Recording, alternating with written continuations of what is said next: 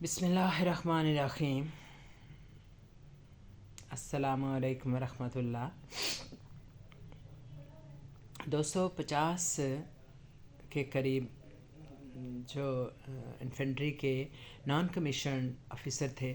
وہ اپنی ٹریننگ مکمل کر کے کوئٹہ سے موو ہو رہے تھے ریل کے ذریعے، جب ایک خودکش حملے کے نتیجے میں ان کے 20 جو ساتھی تھے وہ مارے گئے، شہید ہو گئے، اور اس کے علاوہ 6 لوگ جو سویلین ہیں ان کے بھی شہید ہونے کی اطلاع ملی۔ تو بی ایل اے نے بلوچستان لبریشن آرمی جو ہے انہوں نے اس حملے کی ذمہ داری قبول کی ہے۔ اس سے پہلے بھی یہ جو بی ایل اے ہے وہ اس طرح کی وارداتیں کرتی رہی ہے، یعنی پچھلے سال میں اگر ہم اعداد و شمار کو دیکھیں تو 1500 جگہ پہ اس بلوچستان لبریشن آرمی نے اس طرح کے حملے کیے ہیں مختلف طرح کے، اور اس میں انہوں نے جدید ترین ہتھیار استعمال کیے، جدید ترین طریقے استعمال کیے، اور اس کے بارے میں یہ بھی کہا جاتا ہے کہ یہ پاکستان میں یہ بات عام ہو چکی ہے کہ جو فوجی ہیں، چاہے وہ ایئر فورس کے ہوں یا وہ بری افواج ہوں یا نیوی، تو یہ سبھی جو ہیں وہ اوائڈ کرتے ہیں اپنا یونیفارم پہننے میں۔ عام یعنی جب پبلک جگہ پہ جانا ہو، کہیں سفر کرنا ہو، موو کرنا ہو، تو وہ جو ہے یونیفارم جیسے پہلے ایک احترام کی نظر سے دیکھا جاتا تھا، تو آج کل بڑی خطرے کی علامت سمجھا جاتا ہے، اور زیادہ تر جو فورسز سے تعلق رکھنے والے لوگ ہیں وہ سویلین میں کپڑوں میں سفر کرتے ہیں، اور وہ جو ہے آرمی کی وہیکل بھی ایون استعمال نہیں کرتے، وہ سول وہیکل پہ بھروسہ کرتے ہیں زیادہ، بسوں میں سفر کرتے ہیں اور ریل میں سفر کرتے ہیں، اور لیکن یہاں بھی یہ لوگ محفوظ نہیں ہیں، اور ٹارگٹ کر کے ان کو اگر ہم پچھلی تمام وارداتوں کے ساتھ اس واردات کو بھی جوڑیں تو پتہ چلتا ہے کہ تمام وارداتوں میں ان کے شناختی کارڈ مسافروں کے تمام مسافروں کو ان بسوں سے اتارا جاتا ہے، اور ان کے شناختی کارڈ چیک کر کے ان کو ایک خاص جو ان کا تعلق ہوتا ہے فورسز سے یا کوئی فرقہ وارانہ جو ہے ان کا کسی خاص فرقے سے تعلق ان کا جوڑا جاتا ہے، اور اس بنیاد پہ ان کو ٹارگٹ کیا جاتا ہے، یعنی ہر جو واردات ہوتی ہے وہ کسی خاص طبقے کی ایک علامت کے طور پہ جو ہے اس کو اس کا نام دیا جاتا ہے اس کو، جیسے یہ جیسے اس میں زیادہ تر فوجی تھے۔ ابھی جو واردات ہوئی ہے، اس سے پہلے جو واردات ہوئی تھی اس میں انہوں نے شیعہ اور سنی والا کام کیا تھا۔ پارا چنار میں بھی اسی طرح سے شیعہ جو لوگ تھے ان کو اپنا ٹھکانہ نشانہ بنایا تھا۔ تو بات کہنے کی یہ ہے کہ یہ لوگ یعنی یہ دیکھا جا رہا ہے کہ ایک ڈی مورلائز کر رہے ہیں فوجیوں کو، اور خاص طور پر جوان جو فوجی ہیں، تاکہ وہ اپنے یعنی فوج سے ان کا بے دلی ہو جائے، وہ مایوس ہو جائے، اور اس کے ساتھ ان کا جو ایک تعلق ہے اور فخر کا رشتہ ہے وہ ختم وہ کرنا چاہ رہے ہیں، اور بلکہ ان کو ڈرانے اور دھمکانے کی ایک پالیسی اس سے ظاہر ہوتی ہے۔ اور یہ جو ایکسپرٹس ہیں وہ یہ بتاتے ہیں کہ یہ کام بڑی ہی کوئی ٹیکنیکل قسم کی ہائی ٹیکنیکل جو کوئی فوجی پالیسیاں بنانے والی کوئی موومنٹ ہے وہ کر سکتی ہے، جس طرح کہ یہ کام جو تھی پہلی جنگ عظیم اور دوسری جو جنگ عظیم تھی اس دوران یہ کام کیا گیا تھا کہ ڈائریکٹ فوجیوں کو ٹارگٹ بنانا تاکہ ان کے اندر بے دلی پھیلے، ان کے اندر خوف و ہراس پھیلے، اور پوری فوج یعنی اس سے ڈی مورلائز ہو جائے۔ تو یہ یعنی اس کو ہم کوئی مقامی دہشت گردی کا نام نہیں دے سکتے، کوئی مقامی کسی گروپ کا نام، جیسے مٹھی بھر اس کو کہا جاتا ہے، تو یہ مٹھی بھر نہیں، بلکہ اس کے پیچھے کوئی ہائیلی کوالیفائڈ جو دشمن ہے وہ کام کر رہا ہے، اور بہت سارے لوگ اس سے واقف بھی ہیں۔ اور جبکہ دوسری طرف ہم اپنے ملک عزیز کا جائزہ لیں تو یہاں کی فوج جو ہے وہ کیا کام کر رہی ہے کہ وہ اپنی ایک مقبول ترین جو جماعت ہے اس کا تیا پانچا کرنے میں لگی ہوئی ہے کہ کس طرح سے ان کے یعنی ایک ڈاکٹر یاسمین راشد جو ایک کینسر شدہ ایک خاتون بھی ہیں اور ایک حالی کوالیفائڈ خاتون ہیں. ان کے کوئی ایسا کوئی پیچھے سے ان کا کوئی بیک گراؤنڈ اس طرح کا نہیں ہے. ایون 9 مئی میں بھی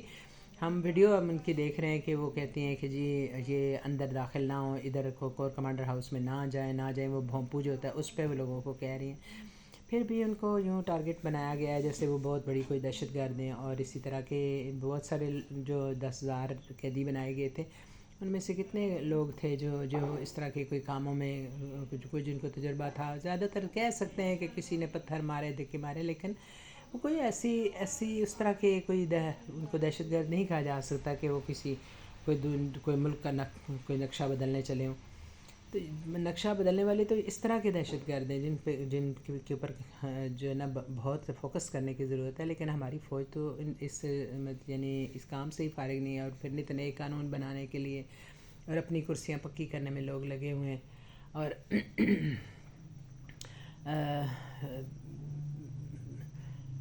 اپنے جو اصلی دشمن ہیں ان کے پاس جانے کے لیے ان کے پاس ٹائم نہیں ہے، کیونکہ ہر ادارے کے اوپر ایک جرنیل بیٹھا ہوا ہے. یعنی پیمرا ہو گیا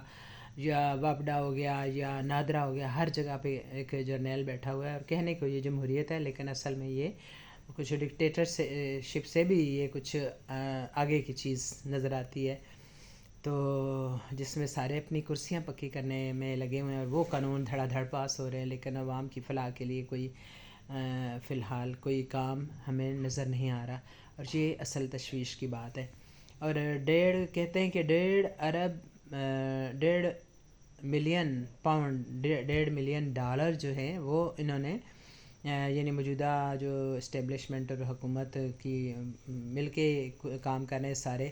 تو انہوں نے یہ 1.5 ملین پاؤنڈ جو ہیں وہ دیے امریکی حکومت کو. اور کہا جا رہا ہے کہ یہ جو پومپیو تھے ان کی اور ان کی ٹیم جو تھی یہ کام کر رہی تھی گورنمنٹ میں، لیکن اور ان کی ٹیم کو یہ 1.5 ملین پاؤنڈ جو ہیں وہ دیے گئے تھے تاکہ وہ لابی کریں ہماری پاکستانی حکومت کے لیے. لیکن انہی پومپیو اور ان کی ٹیم کو ڈونلڈ ٹرمپ جو ہیں انہوں نے تھینک یو کہہ دیا ہے. اور انہوں نے کہا ہے کہ ٹھیک ہے کہ آپ اس سے پہلے ہمارے ملک کے لیے اور ہمارے ساتھ کام کرتے رہیں، لیکن ہمیں آپ کی خدمات کی اب مزید ضرورت نہیں ہے. کیونکہ ان پہ کچھ اس طرح کا الزام ہے کہ جو پومپیو ہیں وہ جنگوں میں مطلب انیشیٹو لینے میں اور اس پہ کام کرنے میں بہت ان کا نمایاں کردار رہا ہے. تو ڈونلڈ ٹرمپ جو ہیں وہ شروع دن سے ان کی یہ پالیسی ہے کہ وہ جنگ کے ذریعے کوئی اپنی حکمت عملی نہیں بنائیں گے، بلکہ وہ نیگوسیشن کے ذریعے اور پابندیوں کے ذریعے اور ریسٹرکشن کے ذریعے دنیا میں مطلب اپنے پالیسیوں کو آگے بڑھائیں گے، اور ساتھ ہی امن والی دنیا جو ہے وہ اس کے خواب دیکھتے ہیں. تو پومپیو کو انہوں نے خدا حافظ کہہ دیا ہے. تو ظاہر ہے کہ اس کے ساتھ ہی یہ جو 1.5 ملین ڈالر کی جو رقم ہے وہ بھی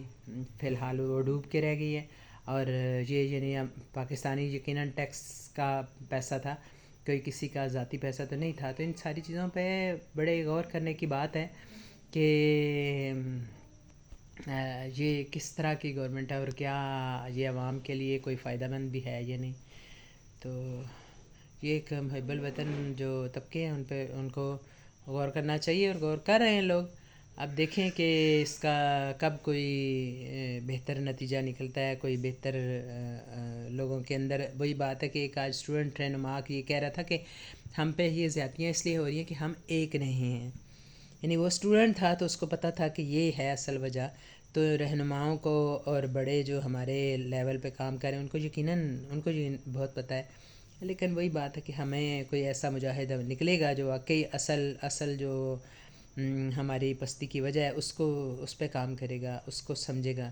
یعنی سمجھتے بھی ہیں لوگ، سمجھتے ہیں، یہ نہیں ہم کہہ سکتے کہ رہنما سمجھتے نہیں ہیں، لیکن ان کی ترجیحات جب بدلیں گی، جب وطن ان کی ترجیحات ہوگا، جب عوام ان کی ترجیحات ہوں گی، جنہوں نے ان کو منتخب کر کے بھیجا ہے، تو پھر ملک کے حالات بدلیں گے. فی الحال تو ہمیں یہی لگتا ہے کہ سبھی اپنی نیا جو ہیں اس کو پار لگانے میں لگے ہوئے ہیں. تو اللہ تعالی ہم سب پہ رحم کرے اور بس اس شخص کو ہمارا رہبر بنائے جو کہ قوم کے لیے کٹ مرنے کے لیے تیار ہو.